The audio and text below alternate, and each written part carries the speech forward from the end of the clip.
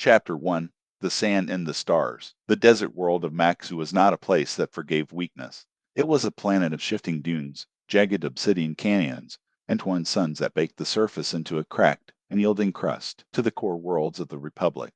It was a desolate rock on the fringes of the outer rim, valuable only for the stable hyperspace lanes that watered its system. To the aristocratic star nomads who called it home, it was the crucible that forged the strongest warriors in the galaxy. Kalen Valid was born into the highest echelons of the Maxu clans. His family, the House of Valid, had ruled the northern equatorial waste for 1,000 years. They were a people who lived in the saddle of repulsor speeders and the cramped cockpits of atmospheric fighters. From the moment he could walk, Kalen was taught that the sky was an ocean, and the stars were merely islands waiting to be conquered. Even as a young boy, Kalen was different. He possessed an uncanny stillness, a quiet intensity that unnerved his tutors. He did not merely react to the world around him, he seemed to anticipate it. In the brutal sparring rings of the family compound, where young nobles fought with electrostaffs to prove their worth, Kalen never lost a bout. It was not that he was faster or stronger than the older boys, though he was certainly both. It was that he always knew where the strike was coming from before his opponent had even committed to the swing. His father,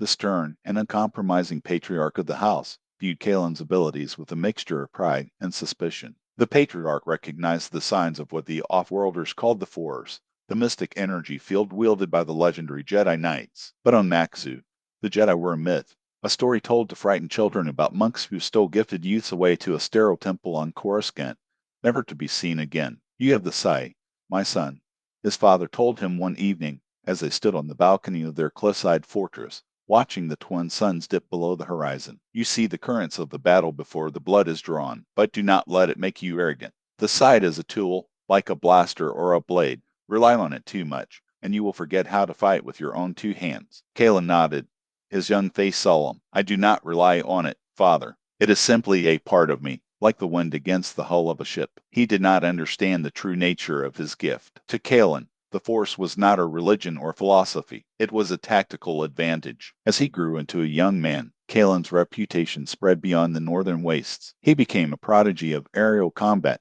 leading his family squadrons in skirmishes against rival clans and pirate syndicates that dared to encroach on their territory. He was fearless, aggressive, and utterly unpredictable. He was the Prince of Maxu, the undisputed master of the desert skies, and he was completely unaware that his true destiny lay far beyond the shifting sands of his home world.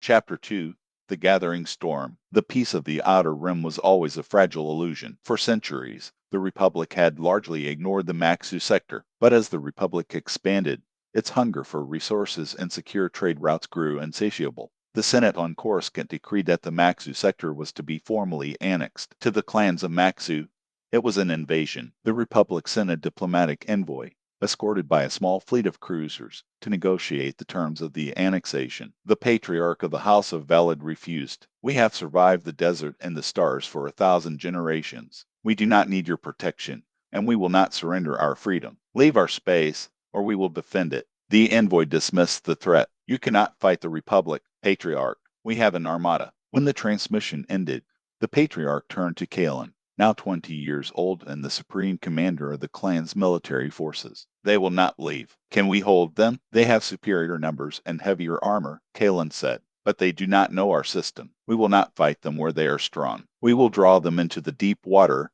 where their size is a liability. Over the next several weeks, Kalen orchestrated a brilliant campaign of asymmetric warfare, launching lightning strikes against their supply lines. The Republic commanders were baffled. In desperation, the Republic High Command requested the assistance of the Jedi Order.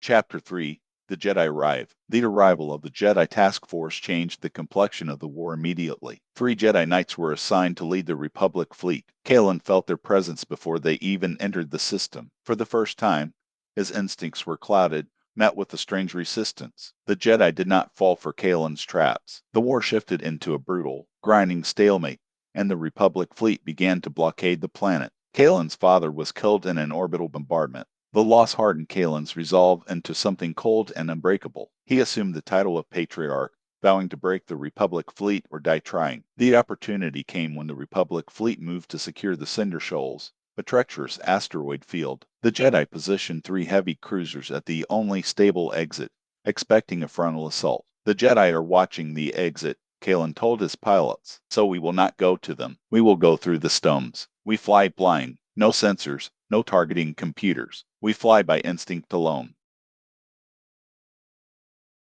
Chapter 4: The Cinder Shoals. The interior of the Cinder Shoals was a maelstrom of grinding stone. Kalen closed his eyes, reached out with his mind, and became one with the ship and the space around it. He threw the interceptor into violent spins, threading between spinning boulders. His pilots followed, trusting his impossible instincts. They lost 3 ships in the first 5 minutes. For 40 agonizing minutes, Kalen navigated the impossible maze. And then, suddenly, the chaos broke. Kalen's squadron burst from the field directly behind the unprotected rear of the 3 Republic cruisers. Fire, Kalen whispered. The Maxu interceptors unleashed a devastating barrage. Within minutes, the 3 Republic cruisers were crippled. The blockade was broken. The Maxu had won. But as he watched the escape pods launching, Kalen felt a chilling presence in the Force turning its attention toward him. He had drawn the eye of the Jedi High Council.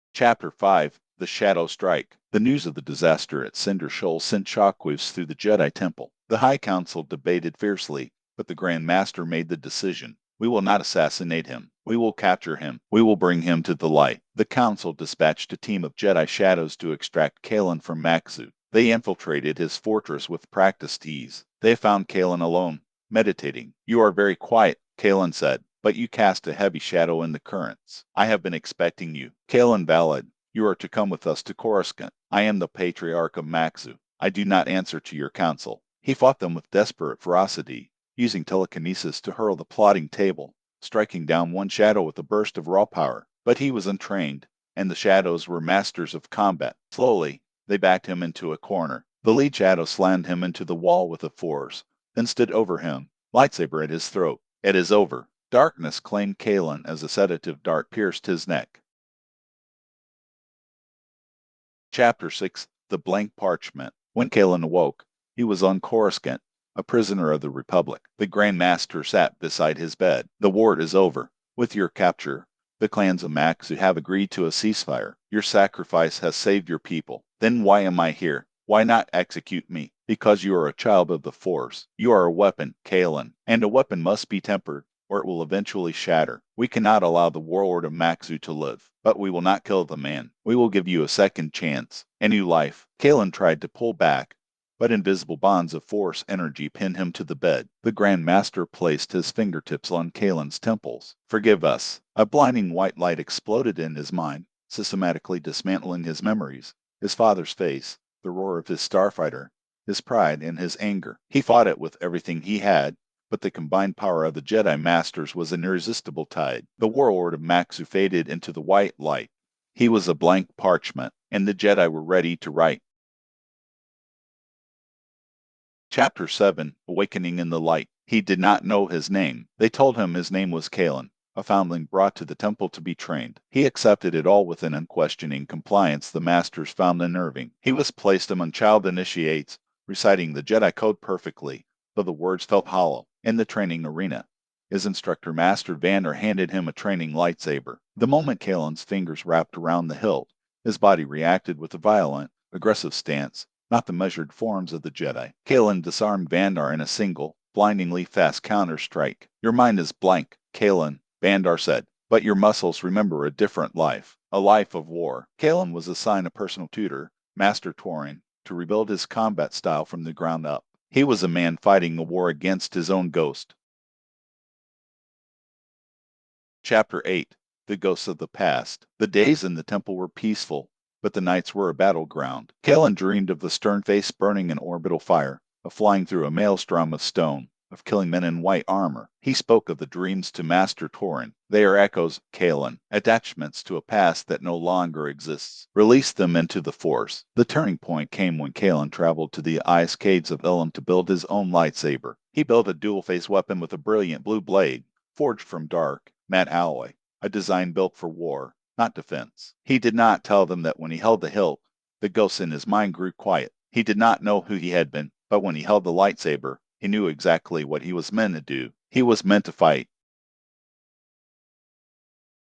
Chapter 9 The Mandalorian Anchor. Kalen was knighted sooner than any Padawan in history. His first assignments were routine border disputes, but he performed his duties with a cold efficiency bordering on ruthlessness. You are a Jedi, Kalen, not an executioner. Master Torin reprimanded him. I preserved the lives of the innocent by eliminating the threat swiftly. During a mission to rescue hostages from Mandalorian mercenaries, Kalen infiltrated the facility alone and disarmed the warlord court in under 30 seconds. Among the looted equipment, he found an old, battle-scarred Mandalorian helm. He stripped away its markings and reforged it into a blank, motionless visage. When he placed the mask over his head, the world changed. The whispers of his fractured dreams were silenced. He was no longer a man struggling to reconcile a blank mind with a violent soul. He was an instrument of the Force, faceless, emotionless, absolute. The Council allowed him to keep it. It was a decision they would come to regret, for the mask did not just quiet the man, it created the legend.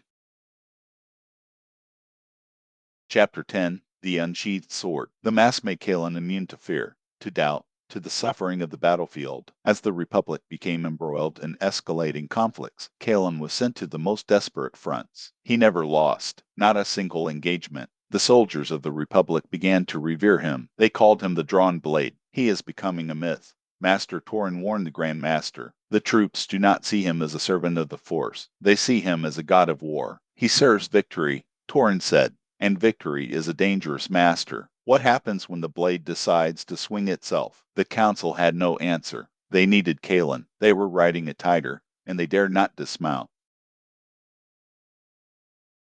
Chapter 11 The Cost of Perfection. The mask shielded Kalen from the emotional toll of war, but not the physical cost. His body was a map of scars. He had no friends among the Jedi. He was entirely alone in the dark. One evening, alone in his quarters, he pulled the mask off and looked at himself in the mirror. His eyes were dead, the eyes of a machine designed only for destruction. For a brief, terrifying moment, a flood of phantom grief rushed in, for a family he could not remember, for the thousands of men he had slaughtered. He fought the tide, desperately rebuilding the walls. He placed the helmet back over his head. The equation returned. He was the Drawn Blade, and the galaxy was full of threats that needed to be eliminated. Chapter 12 The Gathering Shadow. Deep in the unknown regions, a darkness was gathering, the Crimson Hegemony, an ancient empire led by Sith sorcerers. They struck the Republic with terrifying speed, and the Jedi Council's foresight was blinded by the density of the dark side. In desperation, the Supreme Chancellor bypassed the paralyzed Jedi Council and appointed Kalen Supreme Commander of the Grand Army of the Republic. Recall all surviving fleets to Sullust, Kalen ordered. We are abandoning the border worlds. We will let them stretch their supply lines. And then, we will cut the head off the snake. The Drawn Blade had been unsheathed for the final time. Chapter 13 The Fortress of Malagant. At Sullust, Kalen transformed the fleet into a nerve center of relentless efficiency. He identified the hegemony's weakness, a single fortress world, Malagant, fueling their entire invasion. Malagant was surrounded by mines, shields, and a fleet that rivaled the Republic Navy, with only one heavily fortified entrance. We will attack from the rear, Kalen said. We will cross the screaming wastes. The admirals were stunned. No ship has ever successfully navigated the wastes. It's a graveyard. We will not rely on computers, Kalen said. I will guide the fleet. Chapter 14 The Mutiny. Admiral Thrace confronted Kalen, threatening to relieve him of command rather than risk the fleet in the wastes. You are acting out of fear, Kalen said. I have flown blind through the cinder shoals. The principle is the same. If we do not strike Malagant now, the Republic falls. Then stake it on my record. Have I ever led you into a battle we did not win? The admirals could not argue with his record. Thrace finally relented. Gods help us all. General, we will follow you.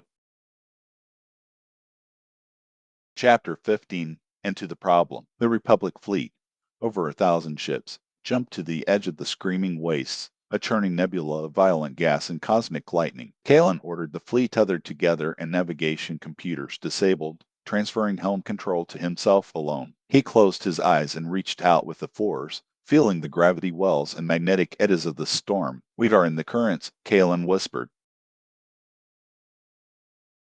Chapter 16 The 144-Hour Crossing. For days, Kalen guided the fleet through the churning storm without rest. A radiation flare crippled the frigate Dauntless, and Kalen made the brutal call to cut her loose to save the rest of the fleet. By the 72nd hour, blood trickled from his nose, staining his mask, as the immense strain of channeling the force tore at his body. "He's burning himself alive," the medical officer whispered. "If he falls, we all die." Chapter 17. The Edge of the Problem. Dense gas severed the fleet's telemetry links, scattering the ships in the dark. Kalen reached beyond machines entirely, projecting his presence directly into the minds of 1,000 captains. "Hold your course. Trust the dark." The fleet reformed, guided by his telepathic anchor. He held the connection for hour after agonizing hour, his own life force burning away like a dying star, but he refused to let go. Chapter 18. Emergence. On the 144th hour, the storm finally broke. The Republic fleet burst into clear space, directly behind the unprotected rear of the Malignant System's defenses. "They don't see us," Thrace whispered. "We have total surprise." Kalen forced himself upright despite his exhaustion. "Unsheath the blade. Let them burn." Chapter 19. The First Strike. 1,000 Republic cruisers unleashed a devastating barrage into the unprotected rear of the Hegemony fleet. 20 dreadnoughts were destroyed in the first 3 minutes, and the orbital shipyards of Malagant erupted in flame. Kalen left the bridge to lead the fighter assault himself. A commander who leads from the rear cannot feel the true flow of the battle. The Battle of the Shattered Suns had begun. Chapter 20. The Tactical Deception. The Hegemony attempted a massive pincer movement to trap the Republic fleet. Kalen ordered a feigned retreat, luring their heaviest dreadnoughts over a hidden minefield of seismic charges. "Now, Admiral," the charges detonated in a synchronized wave, shattering the Hegemony's vanguard and throwing their fleet into disarray. "The trap is sprung. All ships, reverse course. Break their lines." Chapter 21. The Fall of Malagant. The Republic fleet tore through the disorganized Hegemony lines. Hegemony fighters swarmed Kalen's flagship, and he threw his own fighter into the path of incoming torpedoes, using the force to deflect them at the cost of his crippled ship. Republic pilots he had trained arrived just in time to save him. Nobody touches the blade. The Hegemony supply lines were severed. The invasion was broken. But Kalen realized with chilling certainty that his troops no longer fought for the Republic. They fought for him. The drawn blade had become a god, and gods were dangerous things. Chapter 22. The General That Belongs to No One. Kalen returned to Coruscant a living myth, worshipped by soldiers who painted his mask on their armor and swore oaths to the blade rather than the Republic. The Jedi Council watched with dread. "He is not empty," the Grand Master said. "He serves the light. He serves victory." A master countered. "The soldiers are a cult. He holds more power than any Jedi in history. And power, unchecked, inevitably leads to the dark side." The council concluded they must remove him from command before the darkness could claim him entirely. Chapter 23. The Judgment. Kalen stood before the council. "Your legend has grown too large. You are hereby relieved of supreme command." Slowly, Kalen removed his mask for the first time in a decade. His face was scarred and hollow, his eyes calm, clear, and infinitely sad. "I am the drawn blade of the Force, but a blade does not wield itself. It serves the hand that holds it." He placed his command codes on the floor before the Grand Master. "I accept your judgment, Masters. I fight for the light, not for glory." He walked out, leaving his mask behind. Chapter 24. The Demoralized Army. News of Kalen's demotion shattered military morale. A new commander, the rigid Master Kohler, led the final campaign on the volcanic world of Ashar with disastrous, costly tactics. The Republic troops, lacking Kalen's brilliance, were bogged down in bloody trench warfare. Whispers of mutiny spread through the ranks. The Jedi Council had won the moral victory, but they were losing the war. Chapter 25. The Mud of Ashar. In a forward trench, exhausted troopers refused a suicidal order to charge the Hegemony's fortified ridgeline. "I'm not going," a trooper named Jack said. "I'm not dying for him." Then, a low snap hiss cut through the silence. A figure stepped out of the ash, wearing no armor, no insignia, holding a blazing blue lightsaber. It was Kalen Vallad. Chapter 26. The Nameless Soldier. Kalen said nothing. He simply vaulted over the parapet alone and charged the ridgeline through a storm of blaster fire, deflecting bolts with his blade. "It's him, Jax Breeds. He came back for us." The paralysis broke. The entire Republic line surged out of the mud behind him, following the blazing beacon of his lightsaber. Chapter 27 The Final Charge. Kalen tore through the hegemony trenches, wounded but unstoppable, fighting now not as a god but as a man, feeling every ounce of fear and pain and channeling it into the fight. At the ridge's summit, he defeated the hegemony's dark side commander in a brutal duel, and the remaining defender surrendered. The obsidian spine was taken. The troops did not chant his title. They simply raised their weapons in a silent, profound salute to the man who had bled with them in the mud. He had won not as a commander, but as a humble servant.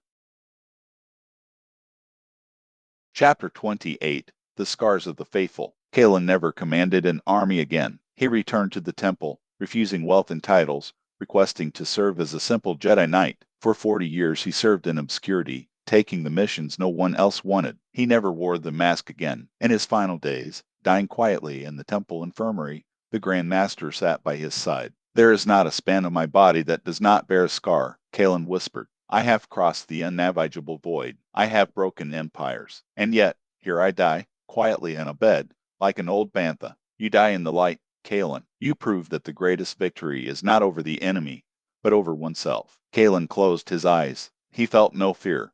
He felt no regret. He had balanced the equation. He had paid the cost. The blade is sheathed. With a final, peaceful exhale, Kalen Valid became one with the Force. The galaxy would remember the myth of the drawn blade, but the Jedi Order would remember the man, the warlord who was broken, the weapon that was forged, and the servant who found the ultimate humility to lay his power down. His legacy was not the wars he won, but the peace he finally found.